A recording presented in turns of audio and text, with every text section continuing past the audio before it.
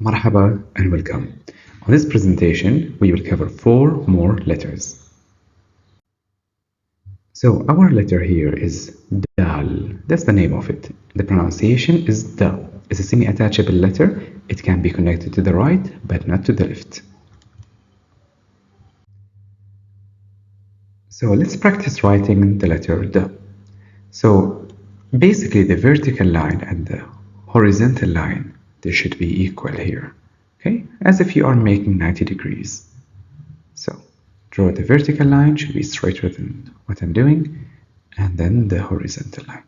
This is basically the. Okay, if it is in the middle of the word or even at the end, there will be a horizontal line before, and then you draw it.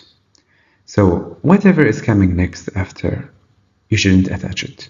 Okay, the reason for not attaching is basically it's going to cause confusion with other letters. Okay, or it will look like nonsense. Okay, now let's practice writing dude, which is in Arabic worms. Dude, that's plural word, okay? Now, so we need the, then it's a semi-attachable letter, it can't be connected to the next one. Then we draw wa. Wa is a semi-attachable letter, it can't be connected to the next one. And then we write the next letter, which is the. Okay, yes, it can be in Arabic. We have words which can't be not connected at all because they are consisting all of semi-attachable letters. And now we have the letter the. It's looking the same as the previous letter, even sounding the same, but this time with one dot above. And to get the right pronunciation, imagine yourself saying the article in English, the. As a name, we call it dal. Okay, it's a semi-attachable letter. It means it can't be connected to the left. So, writing the letter the, we need 90 degrees, vertical and horizontal equal with one dot above. If it's in the middle of the word, a horizontal line before and then the. Okay, now writing the word gourd, for example.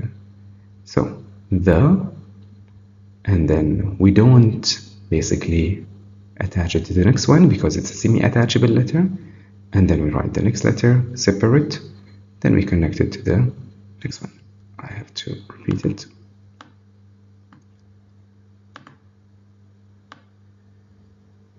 So, and we need a small vertical line and then another vertical line. This is ba at the end, so this is dahab, the, this is ha, and this is ba. Now, next letter is Ra. It's this time bow shape. It doesn't have an angle. Okay? Its name is Ra, but it's just like Ra. It's a semi-attachable letter. It can be only connected to the right, but not to the left. So let's practice writing it. We just need a bow shape. It's not sharp, and that's it. This is Ra. Okay? If it is connected to the right, horizontal line, and you draw it again, the bow shape, and that's it. Even at the end it will look like this. Our next letter is Z, called also Zai as a name. It is looking the same as Ra, but this time with one dot above, and it is a semi-attachable letter. It can't be connected to the left. Let's write it down. So bow shape again, but this time with one dot above. If it's connected, horizontal line before, and then you draw the Z. Okay, I drew it very ugly way. Let's do it one more time. So this time horizontal and bow shape. Okay, and one dot above.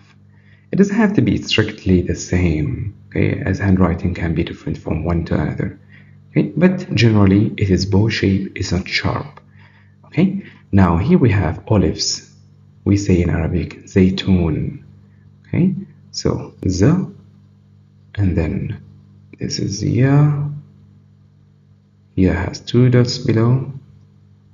Okay, and then we have ta and wa, and last we have na.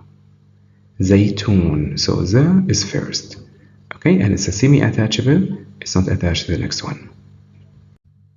Okay, guys, learning the alphabets can take some time, especially in Arabic. It takes loads of practice, loads of exposure. Give yourself some time, slowly, step by step. Okay, while you are learning the words, learning the vocabulary generally, learning the phrases, here try to notice, open your eyes, how the alphabets are looking like.